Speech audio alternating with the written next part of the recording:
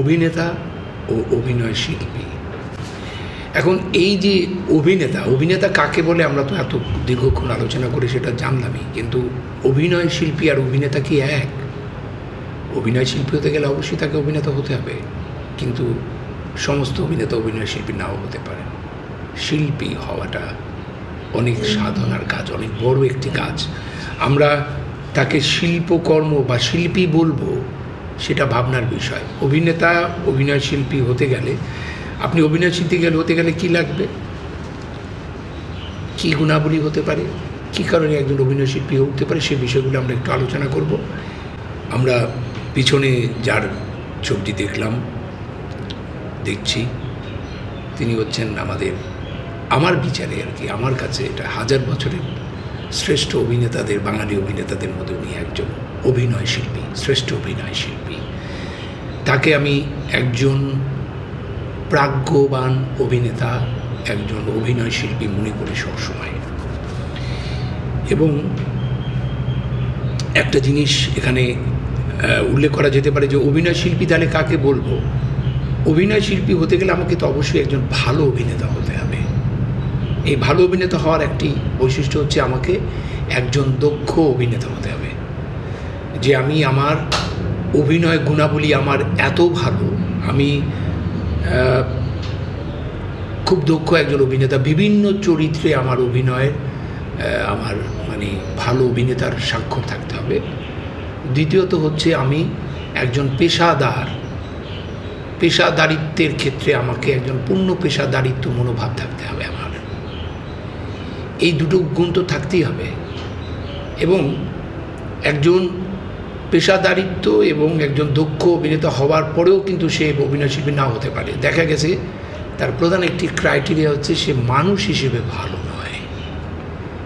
একজন অভিনয় শিল্পী হতে গেলে তাকে একজন ভালো মানুষ হতে হবে। ভালো মানুষ না হলে অভিনেতা হওয়া যায়, কিন্তু সে বেশি দিন টিকে থাকতে পারে না। অ্যান্ড পেশাদারিত্বের কথাটি একটু উদাহরণ দেই। গোলাম মোস্তফা, ওনার রেফারেন্সটা এখানে আসছে। উনাকে যদি সকাল 10টায় কল থাকে তো উনি ঠিক 10টার মধ্যে গিয়ে হাজির হবেন। এবং উনি বলতেন আমাকে ঢোকার পরে যে আমাকে তুমি কয়টায় ছাড়বে আজকে? বলে আজকে আপনাকে 9টায় ছাড়বে, 9টায় ছেড়ে দেবেন। এই 10টা থেকে 9টা পর্যন্ত উনি একটাবারও বলবে না আপনাকে যে তুমি আমার শটটা নিচ্ছ না কেন, বলেনি আমাকে বসিয়ে রাখেছো কেন। কিন্তু উনি দেখা গেছে উনি পাশের রুমে চুপ করে বসে স্ক্রিপ্ট পড়ছে, নাহলে অন্য কোনো বই পড়ছে, তার কাজটি নিয়ে মনোযোগ করছে। কোনো প্রকার গল্প গুজব আড্ডার মধ্যে তিনি নেই। 9টার সময় উনি উঠে বলবেন যে আমি এখন যাব, কারণ তুমি তো আমাকে বলেছিল 9টায় আমার শেষ হয়ে যাবে। 9টার 1 মিনিটও তাকে রাখা যাবে না। তাকে যদি 11টা বলতে উনি 11টায় থাকবেন, কিন্তু উনি আপনাকে ডিস্টার্ব করবেন না, কারণ এটা তার পেশা, এটার বিনিময়ে সে অর্থ পাচ্ছে। তাকে নিয়ে আরেকটি গল্প আছে। একজন ডিরেক্টর তাকে কাস্ট করার পর তাকে একটি প্যাকেট দেওয়া হলো অর্থের, সে বাসায় নিয়ে চলে গেলেন। রাত্রের বেলায় তিনি সেই ডিরেক্টরকে ফোন করে বললেন যে তুমি আমাকে কত টাকা দিয়েছ? তখন সে বলল যে আপনার মূল্যায়ন তো আমাদের পক্ষে সম্ভব হবে না, আপনি এত গুণী একজন মানুষ, আমাকে মাফ করে দেবেন। বলে আমি তো 10,000 টাকা নিই, তুমি আমাকে 15,000 টাকা দিয়েছ কেন? 5,000 টাকা নিয়ে যাও। এই শিল্পী পাওয়া যাবে? ওনার বাজারে যা রেট তাকেই সেটাই উনি নেন।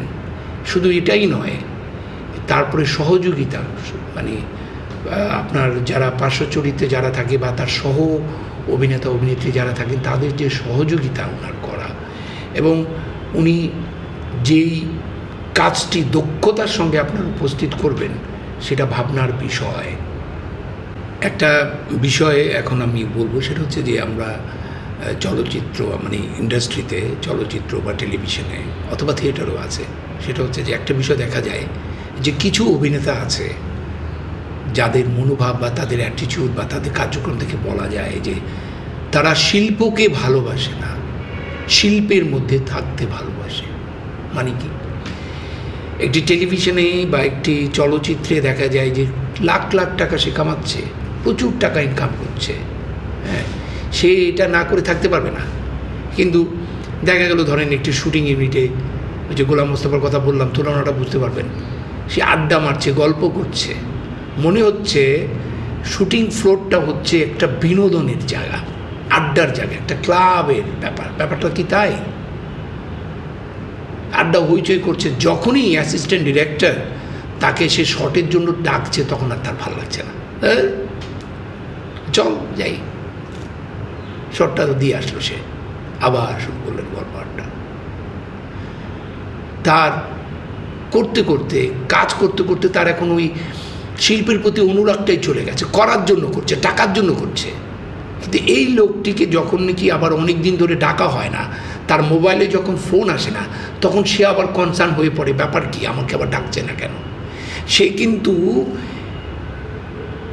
ইন্ডাস্ট্রিতে থাকবে, সে খাবে, ঘুমাবে, গাড়ি কিনবে, বাড়ি কিনবে, সব করবে, কিন্তু কোনো শর্টে বা কোনো কাজে ডাকলে তার সেই আগ্রহটা কমে যায়, সেই লেভেলের নাই, অথবা একটি গতানুগতিক একটি ধারার মধ্যে সে চলে সব রকম, যে কারণে সব চলচ্চিত্রে সব অভিনয় তার একরকম হয়ে যায়। এটা হচ্ছে শিল্পের প্রতি অনুরাগ না থাকার কারণে। কাজেই তারা শিল্পের মধ্যে থাকা বলছে এটাকে আমি, তারা শিল্পের মধ্যে শিল্পটাকে নিয়ে খাবে, ঘুমাবে, থাকবে, মজা করবে, কিন্তু শিল্পের প্রতি ভালোবাসাটা নাই। এটা তো একজন অভিনয় শিল্পীর পরিচয় হতে পারে না। একজন ভালো অভিনয় শিল্পী হতে গেলে তাকে শিল্পের মধ্যে থাকতে হবে, ভালোবাসতে হবে, শিল্পকেও ভালোবাসতে হবে, এই দুটোই লাগবে। একজন অভিনয় শিল্পী হতে গেলে তার শিল্পের প্রতি অনুরাগ থাকতে হবে, দ্বিতীয়ত সে দক্ষ হতে হবে, তার অভিনয়ের ওই দক্ষতায় পৌঁছাতে হবে, তাকে সেই অভিনয়ের কৃষ্ণ সাধন তার করতে হবে, 3 নম্বর হচ্ছে তার পেশাদারি মনোভাব থাকতে হবে। এই যে গুণাবলীগুলো, এগুলো কিন্তু আমরা গোলাম মোস্তফার মধ্যে আমরা এটা পেয়েছি, যে কারণেই আমি তার উদাহরণটা আনতে বাধ্য হলাম। তো ভালো অভিনেতা হলেই, দক্ষ হলেই, প্রফেশনাল হলেই যে আপনি একজন অভিনয় শিল্পী হয়ে উঠবেন, এটা কিন্তু কঠিন। সেই শিল্পের প্রতি অনুরাগটা যার আছে, আমরা রাইসুল ইসলাম আসাদকে জানি, অসাধারণ একজন অভিনেতা, প্রচুর জাতীয়ভাবে পুরস্কারপ্রাপ্ত হয়েছেন, কিন্তু তিনি যখন কোনো চলচ্চিত্রে অভিনয় করেন, এমনও হয়েছে এমন জায়গায় অভিনয় করতে গিয়েছে সেখানে একটা বাথরুমও নেই ঠিক মতো, কিন্তু তার কোনো অভিযোগ নেই। কারণ অভিযোগ করে লাভ কী, কারণ ওখানে তো প্রোভাইড করা যাচ্ছে না। ইভেন সে জানে যে এই চলচ্চিত্রটি একজন পরিচালক একজন কত কষ্ট করে নির্মাণ করছে। তো এই যে তার প্রতি যে সিম্প্যাথি, শিল্পের প্রতি যে ভালোবাসাটা, অনুরাগটা, এবং এখানে একজন ভালো মানুষ না হলে কখনো এগুলো করা যায় না। আমরা শুনেছি যখন আমরা খ্যাতির চূড়ায় পৌঁছে যাই, তখন কিন্তু আমাদের এই অবস্থানগুলো ভুলে যাই, তখন আমার ইগো কাজ করে। আমি এত বড় একজন নায়ক, এত বড় একজন অভিনেতা, আমাকে এইভাবে ট্রিট করা হচ্ছে। হ্যাঁ, অবশ্যই তাকে ভালো ট্রিটমেন্ট সে আশা করে, কিন্তু সেটা এইরকম নয়। এবং আমরা যদি দেখি একটি ইন্ডাস্ট্রিতে একটি মূল বাজেটের 70% 50% টাকা একজন কেন্দ্রীয় চরিত্র নিয়ে যাচ্ছে, এটাও একটি কারণ হচ্ছে শিল্পীর প্রতি অনুরাগ না থাকা। সে বলতে পারে এটা আমার কাজ নয়, আমি এটা নেবই, কিন্তু তার যে সহযোগিতা, সেই সহযোগিতা কিন্তু পেশাদারিত্বের মধ্যে পড়ে না। তাকে 8টায় কল দিলে সে আসে 2টায়, তার 9টায় কল দিলে সে আসে 11টায়, 11টার সময় শুটিং শেষ হওয়ার কথা, সে 9টার সময় বলে আমাকে ছেড়ে দিন। এটা তো পেশাদারিত্বের মনোভাব হতে পারে না। হতে পারে সে অনেক দক্ষ, সে অনেক জনপ্রিয়।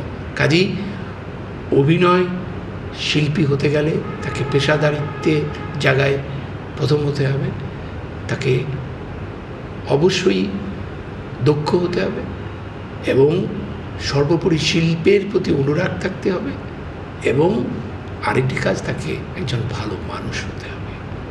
একজন অভিনয় শিল্পী থেকে কিন্তু সে একটা জাতীয় পর্যায়ের বড় নেতাও হয়ে যেতে পারে। পৃথিবীতে এরকম উদাহরণ আছে। অভিনয় এমন একটি টেকনিক যেটা করে একটা মানুষ তার শুদ্ধতায় পৌঁছাতে পারে। অভিনয় শিল্পী হতে যা প্রয়োজন, এখানে আমরা 3টা প্রধান বিষয় নিয়ে আলোচনা করব। একটা হচ্ছে মেধা, দ্বিতীয়টি হচ্ছে নিষ্ঠা, তৃতীয়টি হচ্ছে সততা। এই 3টি গুণ থাকতে হবে। মেধাবী হতে হবে, নিষ্ঠাবান হতে হবে, সততা হতে হবে, সৎ থাকতে হবে। এখন আপনি বলতে পারেন যে মেধাবী না হলে তাকে দিয়ে অভিনয় হবে না। এখন বলতে স্যার আমি তো মেধাবী না, আমাকে দিয়ে কি অভিনয় হবে না? মেধাটা কাকে বলে এটাকে বুঝতে হবে। যেমন এতে 3টা বিষয় আছে, একটা হচ্ছে জ্ঞানী, মেধাবী এবং আরেকটা হচ্ছে যে আমি অনেক জ্ঞান যার একটা বিষয় অনেক কিছু যার আছে, বুদ্ধি, মেধা, বুদ্ধি, জ্ঞান, এগুলো কিন্তু বুঝতে হবে। একটা মানুষ অনেক বুদ্ধিমান, অর্থাৎ সে অনেক সমস্যার সমাধান করে ফেলতে পারে। এটা কিন্তু আমরা পরবর্তীতে আইকিউর ক্লাসে এগুলো আলোচনা করব, কীভাবে বুদ্ধি মাপা যায়।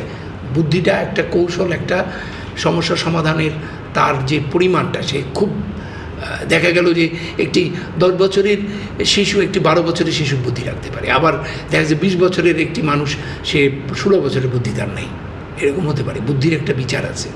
আর জ্ঞান, আপনি যত পড়ালেখা করবেন তত জ্ঞানী হবেন। আর মেধাটা তাহলে কি? যেমন জ্ঞানের সাথে আরেকটা জিনিস বোঝা দরকার, জ্ঞান এবং প্রজ্ঞা। জ্ঞান কাকে, জ্ঞানী কাকে বলেন, প্রজ্ঞাবান কাকে বলেন? গোলাম মুস্তফা একজন প্রজ্ঞাবান শিল্পী। তার যে প্রজ্ঞাটা আর জ্ঞানীটা কী? জ্ঞানী আর প্রজ্ঞাকে আমি একটু উদাহরণ দিয়ে পার্থক্য করতে পারি। একটি মানুষ জ্ঞানী, কিন্তু তাকে দেখে মনে হচ্ছে না সে জ্ঞানী, তাকে দেখে একটা বাজে ধারণা হচ্ছে, কেমন দেখতে, এইরকম ড্রেস পরা তাকে। কিন্তু যখন সে মুখ খুলল, তার কথা শুনে আমরা অবাক, লোকটা কি জ্ঞানী। মুখ খোলার আগ পর্যন্ত তাকে আপনার একজন নিকৃষ্টতম মানুষও মনে হতে পারে, তা আপনার বিচারে তাকে অন্যরকমভাবে ভাবতে পারেন। কিন্তু যখন সে কথা বলা শুরু করে দিল, তখন বলো, ও কি অসাধারণ জ্ঞানী, লোকটা কত কিছু জানে। কিন্তু একটি প্রজ্ঞাবানকে, প্রজ্ঞাবান হচ্ছে ওই জ্ঞানী মানুষটি যার মুখ না খুললেও বোঝা যায় উনি জ্ঞানী। অর্থাৎ হীরকখণ্ড থেকে যেমন চারিদিকে আলো ছড়ায় না, তাই না? একটা প্রজ্ঞাবানকে বসে থাকলেও তার জ্ঞানের যে এমন একটি মাত্রায়, এমন একটি জায়গায় চলে যায়, সেটা তার চেহারায়, আচার আচরণের মধ্যে সেটা প্রকাশ পায়। আমরা যেমন কয়েকটি নাম দিতে পারি, যেমন যারা বসে থাকলেও তাদেরকে মনে হবে যে একটু প্রজ্ঞাবান, যেমন আমাদের প্রিয় স্যার মোস্তফা মনোয়ার স্যার, রবীন্দ্রনাথ ঠাকুর এবং অনেক লোক আছে। একটা মেয়ে বা সাধারণ মানুষ কিন্তু বুঝতে পারে যে লোকটি প্রজ্ঞাবান, তার ভিতরে। তো জ্ঞানী আর প্রজ্ঞাবানের মধ্যে পার্থক্য আছে। জ্ঞানটা হচ্ছে আপনি যত জানবেন। গোলাম মোস্তফা উনি একজন প্রজ্ঞাবান মানুষ ছিলেন, এবং তিনি যে জ্ঞানী সেটা উনি প্রকাশই করতেন না, বোঝাই যেত না। কিন্তু ওনার সাথে আড্ডা দিলে, গল্প করলে বোঝা যেত যে ওনার পড়ালেখা কত দূর। যাই হোক, আমরা অভিনেতা যে মেধাটা কি আসলে? মেধাটাও একটা চর্চিত বিষয়। মেধাটা চর্চিত বিষয়। জন্ম থেকেই মেধাবী হওয়া যায় না, মেধাবী হতে হয়। যেমন আমি যদি বলি, মেধা হচ্ছে একটা ছুরির ফলা। ছুরির ফলা কোনটাকে বলে? একটা ছুরির যেটা চকচক করে, যেটা হাত দিলে কেটে যাবে, সেই ছুরির যে ফলাটা, সেটা হচ্ছে মেধা। আপনি ওটা যত ঘষবেন তত চকচক করবে, আর যদি না ঘষেন ওটা মরিচা ধরে পড়ে থাকবে। অর্থাৎ মেধাটা হচ্ছে ছুরির ফলা। আজকে আপনি বলতে পারেন মেধাবী, কারণ আপনি চর্চা করছেন না। আপনি যদি সুন্দর করে চর্চা করেন, তাহলে আপনি কিন্তু মেধাবী হয়ে উঠবেন। মেধা হচ্ছে, আবারও বলছি, মেধা হচ্ছে একটি চর্চিত বিষয়। মেধা আপনি যত চর্চা করবেন, আপনি তত মেধাবী হবেন। মেধা হচ্ছে একটা ছুরির ফলা। আর নিষ্ঠা, যেই পাথরটি দিয়ে আপনি ছুরিটা ঘষলে চকচক করে, সেই পাথরটি হচ্ছে নিষ্ঠা। নিষ্ঠার মাধ্যমেই মেধার চর্চা হয়। নিষ্ঠা কাকে বলি সেটা একটি বুঝি। লেগে থাকা, আপনাকে লেগে থাকতে হবে, অধ্যবসায় করতে হবে, একটানা লেগে থাকতে হবে। আপনি যে সাধনায়, যেমন আজকে ভালো সঙ্গীত শিল্পী বলেন, যে কোনো একজন ভালো ক্রিকেটার হন, আপনাকে কিন্তু লাগাতার লেগে থাকতে হয়, এক্সারসাইজ করতে হয়, অনুশীলন করতে হয়, তারপরে কিন্তু আপনি একজন ভালো শিল্পী বা একজন খেলোয়াড় হয়ে ওঠেন। এই নিষ্ঠাটা হচ্ছে লেগে থাকা। এই নিষ্ঠার পাথর দিয়ে মেধাকে ঘষতে হবে। আজকে যে নিজেকে অমেধাবী মনে করছেন, আমি আপনাদের বলতে বাধ্য হচ্ছি, আমি অঙ্কতে 5 পেয়েছিলাম ক্লাস 7-এ, কিন্তু ক্লাস 8-এ আমি 84 পেয়েছি। এবং আমি একেবারেই মেধাবী ছিলাম না, অনেকে আমি যদি বলি আমি মেধাবী ছিলাম ভুল বুঝতে পারে। আসলে আমি চর্চার মাধ্যমে আমি এই পর্যন্ত এসেছি। আমি ভীষণ লেগে থাকতে পারি এবং এই চর্চিত এই নিষ্ঠাটা ভীষণ দরকার। এবং এই নিষ্ঠা নিয়ে একটু গল্প বললে আপনারা হয়তো আরও ভালো লাগবে। যেমন আপনারা জালালউদ্দিন রুমির নাম শুনেছেন, কবি জালালউদ্দিন রুমি। ওনার একটি গল্প আছে এরকম, সেটা হচ্ছে উনি যে অঞ্চলে এলাকায় থাকতেন সেখানে একটি চোর ধরা পড়ল। সেই চোরটি এতই মানে বিখ্যাত কুখ্যাত ছিল যে পাড়ার লোকেরা অতিষ্ঠ হয়ে গিয়েছিল ওর অত্যাচারে। ওর কারণে শান্তিতে থাকতে পারিনি, ঘুমাতে পারতো না, কিন্তু ওকে ধরতেও পারতো না। 8-10 বছর ধরে এরকম একটি কাণ্ড করছে। হঠাৎ করে একদিন সেই চোরটি ধরা পড়ে গেল এবং ধরা পড়ার পর ওকে তো পিটিয়ে মেরেই ফেলেছে, জনগণ পিটিয়ে মেরে ফেলেছে এবং একটি গাছের মধ্যে ওকে ঝুলিয়ে রেখেছে। এবং ওর এমন যখন চারিদিকে লোকজন জড়ো হয়ে বসে আছে এবং তার পা দিয়ে টপ টপ করে রক্ত পড়ছে, মানুষ তাকে থুতু দিচ্ছে, কেউ জুতো ছুঁড়ে মারছে, অকথ্য ভাষায় গালাগালি করছে, কেউ বলছে বাঁচা গেল, আজকে একটা বড় চোরের হাত থেকে আজকে সোসাইটি বাঁচলো। কিন্তু জালালউদ্দিন রুমিকে এলাকাবাসীরা খুব সম্মান করতেন, শ্রদ্ধা করতেন। হঠাৎ দেখা গেল জালালউদ্দিন রুমি সেই ভিড় ঠেলে সেই চোরটির কাছে গিয়ে হাঁটু গুড়ে দিয়ে বসল। সবাই অবাক, কী করছে এত বড় জ্ঞানী মানুষ যাকে সবাই সম্মান করে। সেই জালালউদ্দিন রুমি সেই চোরের পা দুটোকে মুখে নিয়ে চুম্বন করছে। অনেকে খেপে গেলেন যে আপনি এটা কী করছেন, একটা চোর যার অতিষ্ঠ হয়ে গিয়েছি, আপনি তাকে চুম্বন করলেন পায়ে। বলে আমি তো ওর চৌর্যবৃত্তটাকে চুম্বন করিনি, ও যে এত বছর ধরে লেগেছিল ওর এই নিষ্ঠাটার জন্য আমি চুম্বন করলাম। লেগে থাকা ছাড়া একজন চলচ্চিত্র নির্মাতা হওয়া যায় না, লেগে থাকা ছাড়া একজন অভিনয় শিল্পী হওয়া যায় না, একজন সঙ্গীত শিল্পী হওয়া যায় না। আরেকটি মজার একটি গল্প বলি। দিল্লিতে এক পকেটমার ধরা পড়লো, যার অতিষ্ঠ সাংঘাতিক দক্ষ স্কিল পকেটমার। তো তাকে জেলে হাজতে পাঠানো হয়েছে। তো কিছু সাংবাদিক, টেলিভিশন সাংবাদিক তার ইন্টারভিউ নিচ্ছে। তাকে বলছে, আচ্ছা এই যে আপনি এত বড় একজন পকেটমার হয়েছেন, এটার পিছনে কি কাজ করেছে বলে আপনার ধারণা? তখন সেই পকেটমার বলে, লেগে থাকলে সবই সম্ভব। কাজেই আমাদেরকে লেগে থাকতে হবে, না লেগে থাকলে হবে না। এই যে লেগে থাকা, নিষ্ঠা, চর্চার মাধ্যমে আমরা কাজ করতে পারি। আপনি তাহলে একজন ভালো অভিনয় শিল্পী হতে গেলে আপনাকে প্রথমে আপনার মেধার চর্চা করতে হবে, মেধাটাকে ঘষতে হবে। এই নিষ্ঠার মাধ্যমে মেধার চর্চা আপনাকে করতে হবে। এরপরে আসা যাক, আমরা যদি বলি সততা। সৎ না হলে কখনো ভালো অভিনয় শিল্পী হওয়া যায় না। কিন্তু এটা নিয়ে অনেক ভুল ভ্রান্ত ধারণা আছে। যেমন একটি গল্প বলি, একজন নায়ক, তথাকথিত নায়ক চলচ্চিত্রের অথবা টেলিভিশনের, সে ইন্টারভিউতে বলছে যে ভালো অভিনেতা হতে গেলে সৎ হতে হবে। তো টেলিভিশন সেটে একটি মেয়ে, 20-22 বছরের একটি মেয়ে বসে একটা কুশন তার কোলে নিয়ে টেলিভিশনে ওর ইন্টারভিউটা দেখছিল। এই কথাটা শোনার পর সেই কুশনটা তার টেলিভিশন স্ক্রিনে ছুঁড়ে মারল রেগে। এটা থেকে বোঝা যাচ্ছে যে মেয়েটির সাথে হয়তো সে নায়কের কোনো আচরণগত কোনো সমস্যা আছে, হয়তো তার সাথে কোনো মিসবিহেভ করেছে অথবা তাকে চিট করেছে, এবং সেই ছুঁড়ে মারল এই কারণে যে তোমার এই কথাটি ভুল।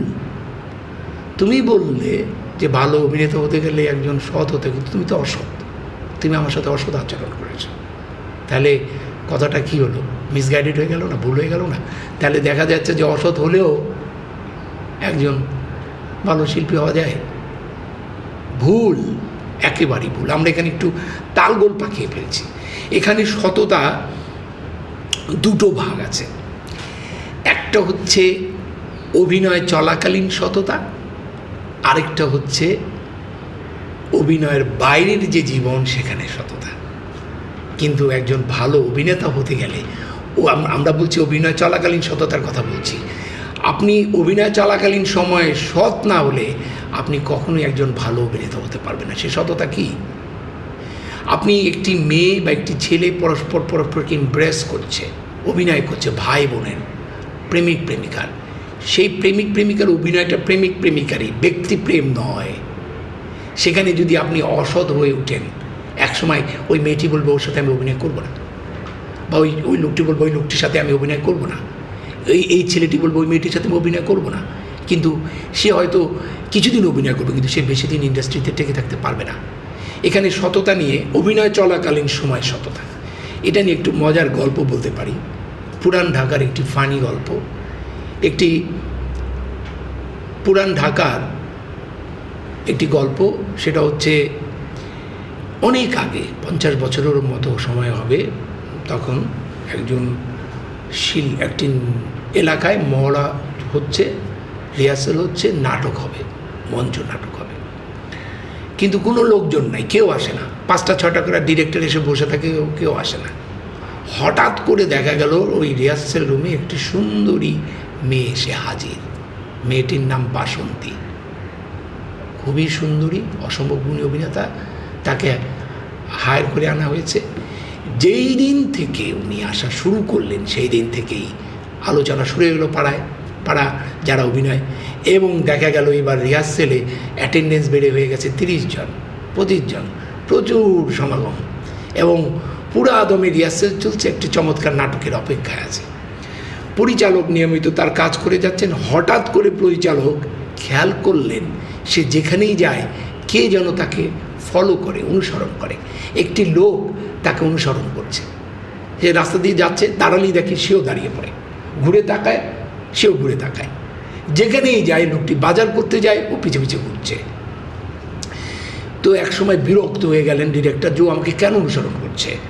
সে কি করলো, একসময় ওই লোকটির কাছে গেল, এই তুমি আমাকে অনুসরণ করছো কেন? মাথা চুল আছে, একজন ঢাকাইয়া ভাষায় কথা বলে, মানে কইছিলাম আমারে যদি একটু অভিনয় সুযোগ দিতেন।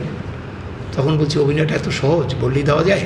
হ্যাঁ, অভিনয় সুযোগ দিলেন, কি মনে করো করলে অভিনয় হয়ে যায়? ফটো রাগ করে পাঠিয়ে দেয়। কিন্তু তিনি নাছোড়বান্দা, সেই ডিরেক্টরের পিছিয়ে ঘুর, এবং জানে যে এদের না দিলে হয়তো নাটকটাই করা যাবে না, একটা ঝামেলা করে ফেলবে।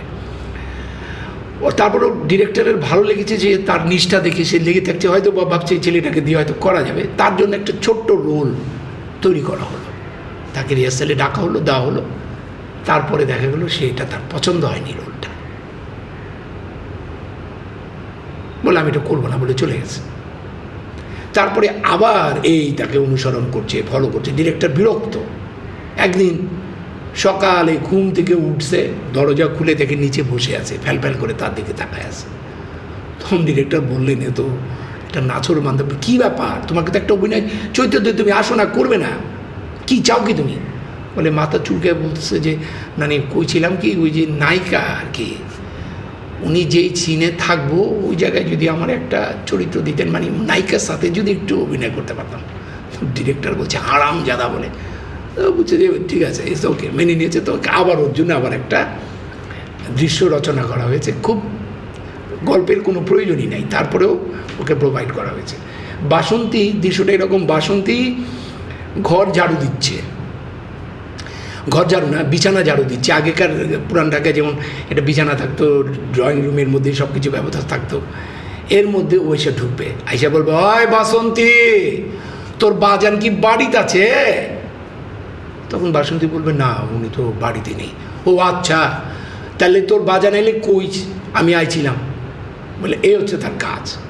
তাকে নিয়মিত এই রিহার্সেল করা হয়েছে, খুব সুন্দর। আপনারা জানেন, মঞ্চ নাটক যদি একবার শুরু হয়ে যায় তখন কিন্তু আর ডিরেক্টরের কিছু করা থাকে না, ডিরেক্টর পাশে বসে থাকে।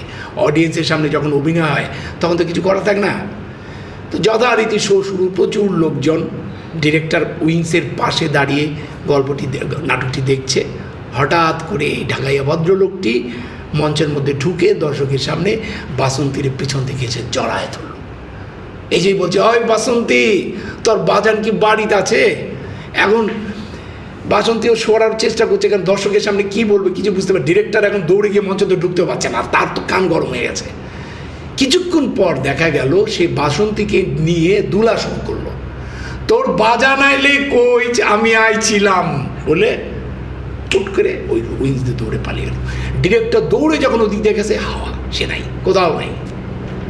এরপরে নাটক শেষ। ডিরেক্টরের মাথা থেকে তো এটা যাচ্ছে না যে বদমাইশ, ওরে ধরার চেষ্টা করছে, 15 দিন কোনো খবর নাই। একদিন সূত্রাপুরে বাজারে, কাঁচা বাজারে হঠাৎ গিয়ে দেখে ওই দূরে দাঁড়িয়ে সে বাজার করছে। তো ডিরেক্টরও তো সেও কম ঢাকাইয়া না, আস্তে আস্তে পা টিপে টিপে টিপে গিয়া কাপ করে তারে ধরছে পিছন থেকে কালার। ও একদম ক্যাজুয়াল, কিছুই যেন হয়নি। ডিরেক্টর বলছে, এটা কি করছস? বলে, কি করছি? আরে এটা কি করছস? কি করছি? এটা কি করছস তুই? বলে, আমি কি করছি, আমি তো দৃশ্যটার একটু ফুটায় তুলছি। এখন এই যে দৃশ্যটাকে ফুটিয়ে তুলেছেন, এটাতে উনি কি করলেন? একটু অসৎ আচরণ করলেন, তাই না? আমি কোনো দৃশ্য ফুটিয়ে তুললে এই কথাটা বলি, আমার এই গল্পটির কথা মনে পড়ে যায়। এখানে কিন্তু অভিনয় চলাকালীন সময়ে এই অভিনেতাটা কিন্তু সৎ নন, অসৎ, এবং তাকে কিন্তু আর কখনোই কোনো অভিনয় নেওয়া হবে না। অভিনয় চলাকালীন সময়ে অবশ্যই 100% আপনাকে আপনার চরিত্র থেকে আপনাকে সৎ থাকতে হবে। আমি বুঝালাম একটি কথা, কিন্তু অভিনয় চলাকালীনের বাইরে আপনি কিন্তু সৎ হতে পারেন। দেখা গেল যে আপনি অভিনেতা হিসেবে সৎ, কিন্তু অভিনয়ের বাইরের জীবনে আপনি অসৎ। আপনার ইমেজটা, আপনি যে ইন্ডাস্ট্রিতে বড় হয়েছেন, একটা নায়ক হোক বা যে কোনো একটা চরিত্রে অভিনয় করে আপনার যে একটা ইমেজ হয়েছে, সেই ইমেজটাকে ব্যবহার করে আপনি মানুষের সাথে অসৎ কাজকর্ম করছেন। কাজেই একটি মানুষ ব্যক্তি জীবনে অসৎ হতে পারে। মানে ওই অভিনেতা ইন্টারভিউতে মেয়েটিকে যে বলেছিল যে অভিনেতা হতে গেলে সৎ হবে, কথাটা 100% রাইট, কিন্তু মেয়েটি তার ব্যক্তি জীবনের অসততার সাথে তালগুলো মিলিয়ে ফেলেছে। কিন্তু আপনি অসৎ হলে অভিনেতা হিসেবে হয়তো টিকে থাকতে পারবেন ইন্ডাস্ট্রিতে, কিন্তু বেশি দিন টিকে থাকতে পারবেন না। অভিনয় শিল্পী হতে গেলে আপনাকে অভিনয় চলাকালীন সময়েও সৎ হতে হবে, অভিনয়ের বাইরের জীবনেও সৎ হতে হবে। তাহলেই আপনি দীর্ঘদিন, 1000 বছর, যেমন আপনাকে বলা যেতে পারে তারকা, আরেকটা হচ্ছে ওই যেটা উল্কা। কত তারকা আসলো, কত অভিনেতা আসলো, আবার হারিয়ে গেল। উল্কার মতো আসে, উল্কার মতো চলে যায়, কিন্তু তারার মতো জল করে দীর্ঘদিন, সেটা কিন্তু সংখ্যায় কম। যারা জল করে তারাই হচ্ছে অভিনয় শিল্পী, তারাই হচ্ছে প্রকৃত অভিনয় শিল্পী, এবং তারাই হচ্ছে একজন কমিটেড পারসন।